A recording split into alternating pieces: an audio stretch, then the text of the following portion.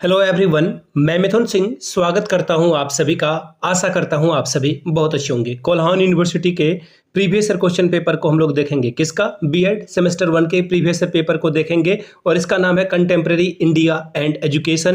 Paper number आपका 2 यानी कि 102 के नाम से आप इसे जानते हैं और 2021 का ये पेपर है। इससे पहले मैंने 22, 23, 24, 25 के भी पेपर आपके लिए अपलोड कर रखा है। 25 का नहीं, 25 का एग्जाम अभी हुआ नहीं है। जैसे ही एग्जाम होगा डेफिनेटली वीडियो आ जाएगी। अगर आपको पिछले 5 साल के क्वेश्चन पेपर की पीडीएफ चाहिए, आप देखिए यूट्यूब पे फ्री में अवेलेबल है सब कुछ, आप पेन पेपर पे नोट डाउन कर सकते हैं। अगर आपको पिछले 5 साल की पीडीएफ चाहिए, एग्जाम में अच्छा से स्कोर करना है, 90 प्लस लाना है, तो पीडीएफ को अच्छे से पढ़ जाइए। पिछले 5 साल के सारे क्वेश्चन वहीं से आते हैं। तो ये 49 रुपीज़ में आपको अवेलेबल करा दिया जाएगा। ये भी पहली बात।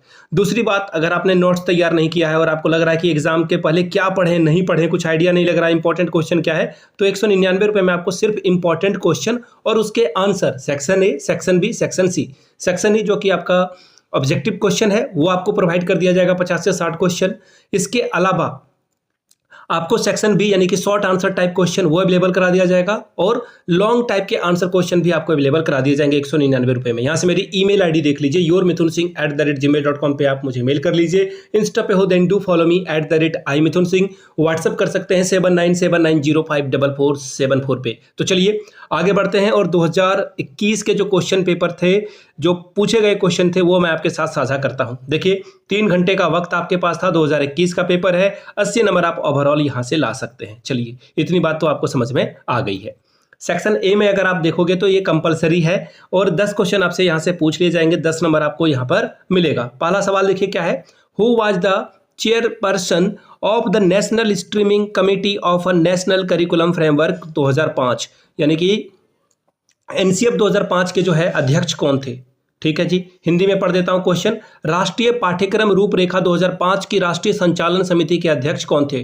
प्रोफेसर यशपाल, श्री गोपाल गुरु, डीएस कोठारी, प्रोफेसर कृष्णकांत। ठीक है, इनमें से कोई एक आंसर है वो बताना है। अलग से मैं एमसीक्यू की एक वीडियो लाऊंगा जहां पे 50 क्वेश्चन आपको इंपॉर्टेंट वाले बता दूंगा।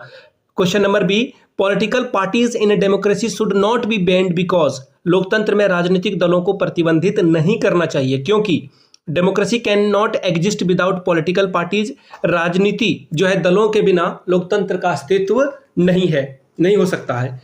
दूसरे क्वेश्चन की ओर बढ़ेंगे। If they are banned there will be violation of the constitution right of a freedom of a people.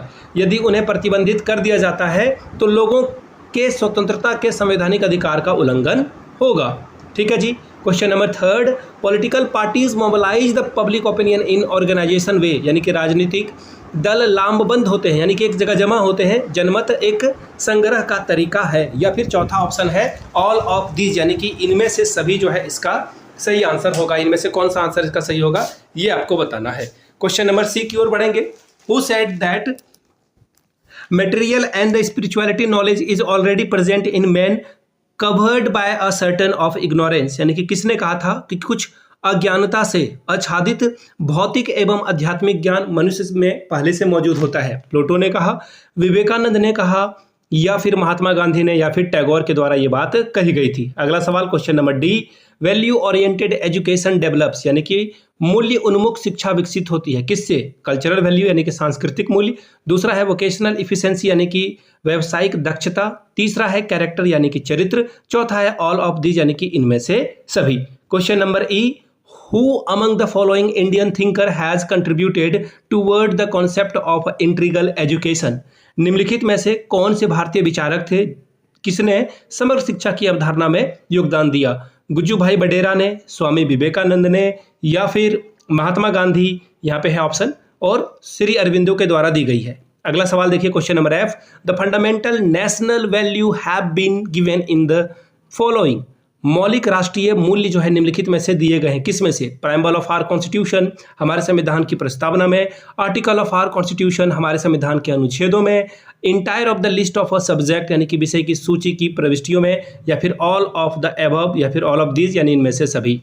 Question number ji, मकतब्स are, मकतब हैं क्या है? सेंटर ऑफ प्राइमरी एजुकेशन, यानी कि प्राथमिक शिक्षा का केंद्र है। दूसरा ऑप्शन है centre of a secondary education, माध्यमिक शिक्षा का केंद्र है। तीसरा है institution of a higher education उच्च शिक्षा का संस्थान है या फिर प्लेस ऑफ वर्शिप यानी पूजा का स्थान है, मकतब के बारे में बताना था। Question number H, which of the following gave the suggestion to divide the secondary level curriculum into course A and course B.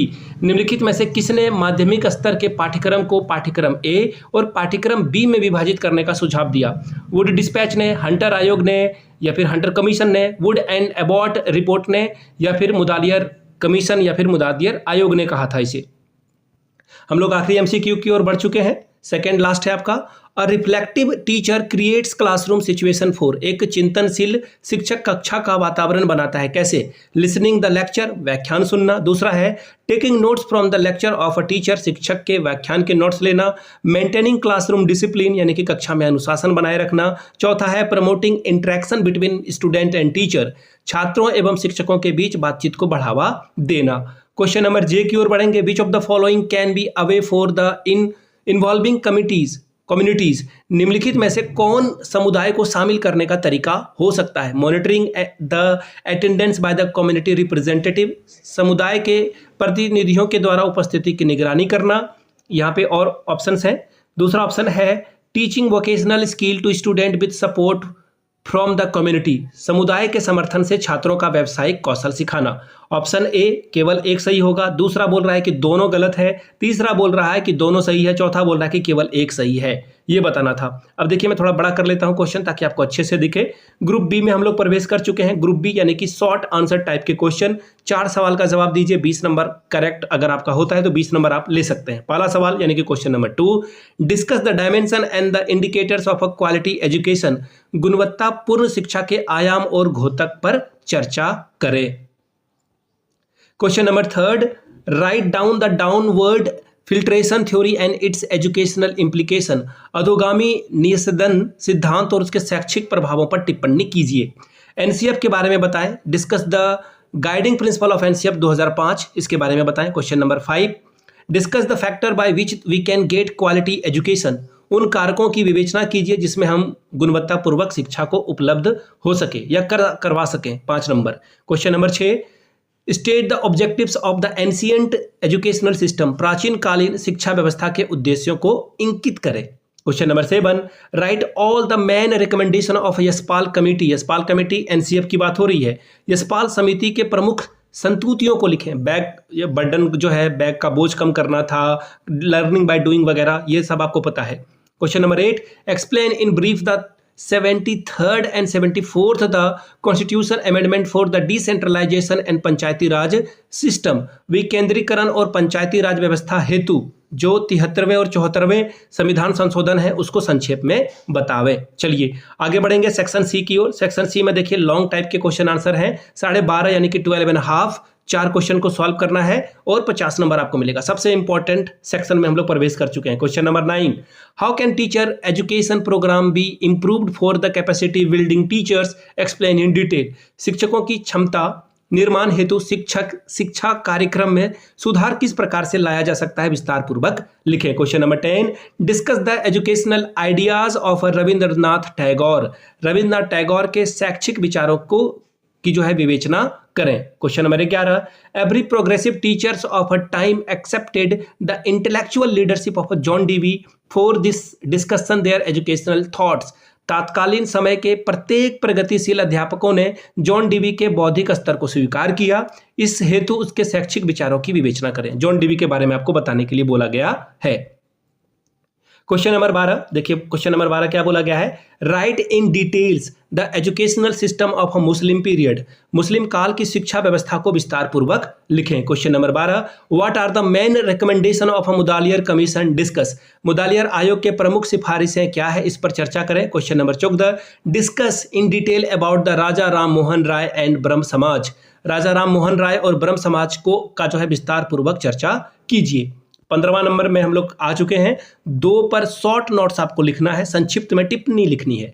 पहला है Indian democracy and inequalities of a caste, भारतीय लोकतंत्र और जाति की असमानताएं। क्वेश्चन नंबर 2, बेसिक एजुकेशन यानी कि बुनियादी शिक्षा। Question number 3, oriental accidental educational controversy यानी कि प्राच्य पाश्चात्य शिक्षा विवाद के बारे में लिखना है। Question number D, Kothari commission यानी कि कोठारी कमीशन के बारे में लिखना है। Question number E, communities involved in education यानी कि शिक्षा में समुदाय की भागीदारी के बारे में लिखना था। तो ये था कोल्हान यूनिवर्सिटी का सेमेस्टर 1 का पेपर, 2021 का पेपर। पिछले 5 साल के क्वेश्चन पेपर को आप सिर्फ 49 रुपीज़ में एक्वायर कर सकते हैं। ये PDF आपको अवेलेबल करा दी जाएगी। अगर आपको सजेशन चाहिए तो 199 रुपये में जो इंपॉर्टेंट क्वेश्चन है वो प्रोवाइड कर दिया जाएगा पेपर 1, पेपर 2, पेपर 4 और 5 के लिए। जो भी आपको चाहिए होगा यहाँ से मेरी email ID देख लीजिए, yourmithunsingh@gmail.com पे आप मुझे मेल कर सकते हैं। इंस्टा पे हो अगर आप डू फॉलो मी @imithunsingh। बाकी आप मुझे व्हाट्सअप भी कर सकते हो 7979054474 के नंबर पे।